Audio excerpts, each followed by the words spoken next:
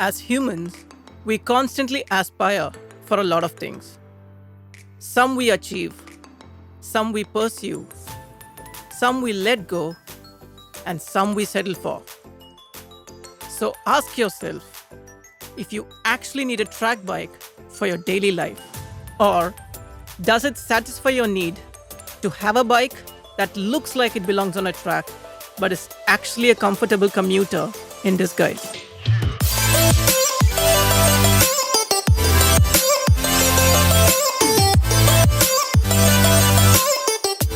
The Gixxer SF 250 is Suzuki's attempt to appeal to a broader audience than narrowing down to a niche like the R15. When I recently reviewed the Gixxer 155, I was quite eager to see the improvements in the 250cc engine. After riding it for close to 150 kilometers, I'm really confused now, to a point where I'm not sure if I expected too much from it or if I'm not the buyer they're targeting. I hope my observations help you make an informed decision. Let's start with things I like. The bike looks sharp with a sporty fairing, minimal stickering, and also comes in matte black that adds to the stealthy vibe.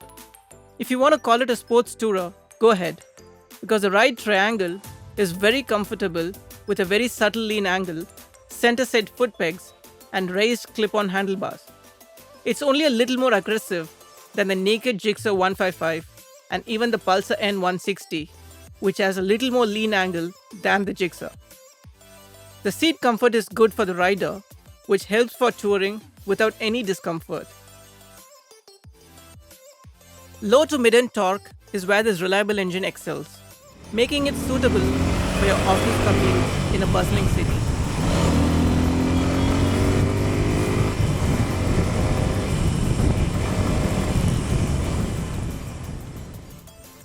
The glide-through traffic feature also lets you amble around at 10 km/h without any throttle inputs.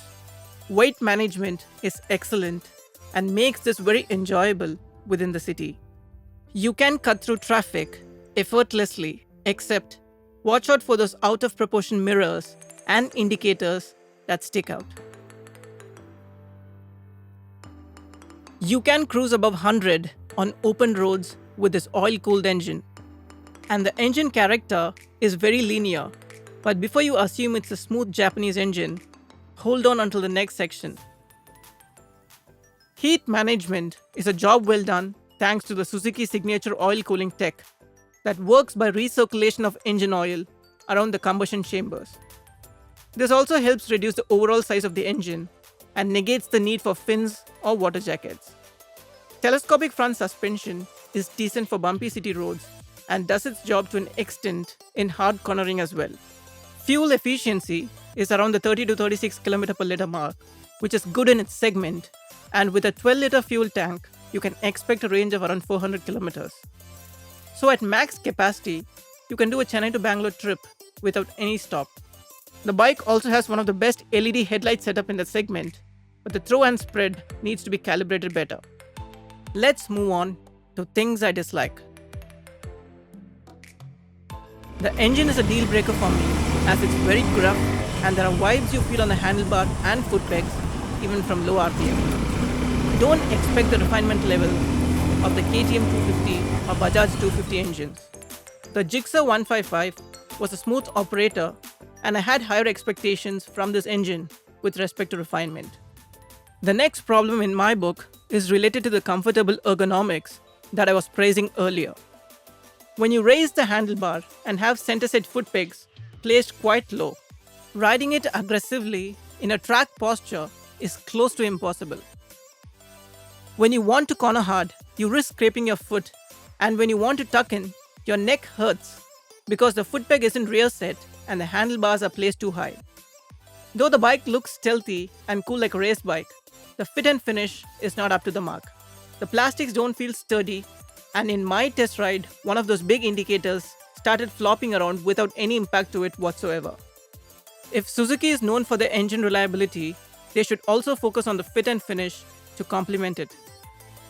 Braking is also a letdown, as there's no initial bite and the lever is quite hard. This further robs the confidence of driving it fast. The wind blast is high as the windshield is small, but that can be replaced with an aftermarket one if you wish to. But being a Suzuki, you will have to search for it quite a lot. Service network is not quite up to the mark as it's sporadic within the country, and the service experience is not very reliable across all centers. Also, you can't forget pillion riders as it's not a comfortable space for them. Better stick to being the lone wolf unless you want to be a pain in someone's ass. The verdict: Suzuki has positioned the Gixxer 250 at a wider audience, hoping that they can sell more numbers to a broader age category since the bike excels at being comfortable. However, like I mentioned in the Gixxer 155 review, the problem in Suzuki's approach for the Indian market is their inability to attract a strong fan base. They're playing too safe by developing a well-rounded product for everyone, which ironically robs them of characteristic brand appeal. You can always identify the unique brand characteristics and buyer persona of KTM or Yamaha if you pay close attention to their fanboys. With the bigger problem aside, comparing it to the Pulsar F250 or Dominar 250, both offer a smoother engine, better braking and build quality at an aggressive price, making it more value for your money. The new Duke 250 offers even better performance and road presence if you're willing to shell out a premium of 40,000 more than the Gixxer 250. The Gixxer outperforms the RS200 and Charisma XMR with a more tractable and better low to mid-range performance, but both of them outperform this 250cc engine in the top end. If you're like me and would prefer a better track bike suited for the city, you can consider the RC200 or even the R15, as they both reward you with the experience of handling a hardcore track machine. If you can look past all of this, you would still be buying the Gixxer 250 and be happy with it, as it's a proven performer known for its Japanese reliability. As humans, we constantly aspire for a lot of things. Some we achieve, some we pursue, some we let go, and finally, the Gixxer 250 is a bike we settle for. Are you going to settle for one? Let me know in the comments.